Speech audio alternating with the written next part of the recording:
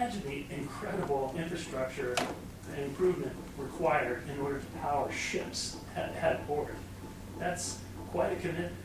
And so everybody knows what these ships run on. I mean, it's the nastiest sludge. I think they call it bunker C, right? So that stuff is terrible pollutant, and you get a whole bunch of ships in port, and they all want to run their systems, and they're pouring all this junk into the air.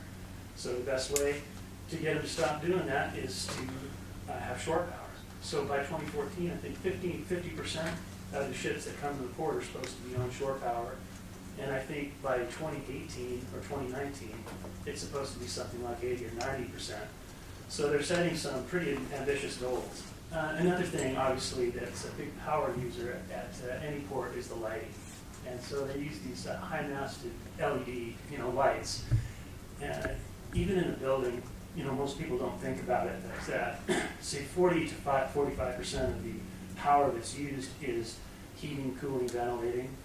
And another 40%, as much as 40%, is in the lighting. And so when you can get 60% energy savings on lighting for the port, that's huge. That's huge.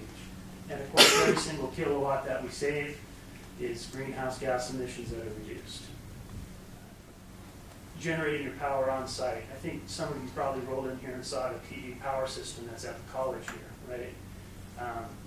If I had a power plant and I'm putting power into the grid, and then it travels over an electrical line and eventually gets to a plug here where we use it, how much energy do you think is lost by the time it gets from the plant over to the point of use? Anybody have any idea? 20%. Can be as much as 300%. So, anytime you're generating on the site, you are doing a good thing, for sure.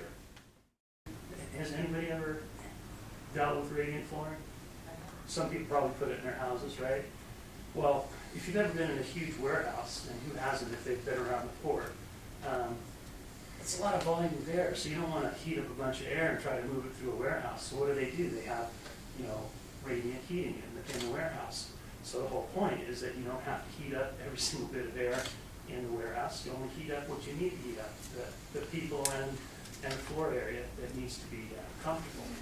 Well, a building like this has a lot of volume, so you don't want to move all that air through there. So you basically do it through radiant heat. Variable air volume systems.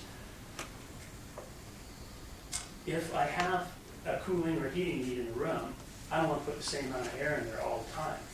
I only want to put in the amount of air that I need to put in. So one of the ways to do that is just to figure out how cool or hot the air is coming back.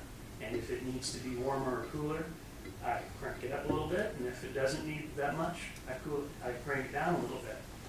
Well, since you have that capability, another thing that we humans do, we are just constantly generating CO2 as well. We're just like a bunch of little engines running around creating greenhouse gas ourselves, right? And so, say we have this conference room here, this theater, and we have a higher concentration of people in the theater. Well, so what's happening? The CO2 levels in the room are going up all the time. If we don't put enough fresh air in there to take care of it, then the air will become uncomfortable.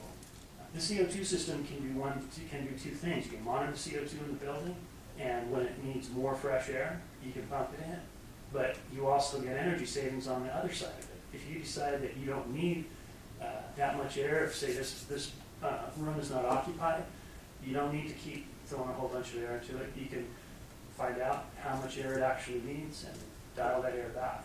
So that all translates to huge savings. If you can cut your operating costs by 40%, you want to do that, right? And in this case, you can feel good about it because you're also doing something good for the planet. You're saving the environment by reducing the amount of energy usage.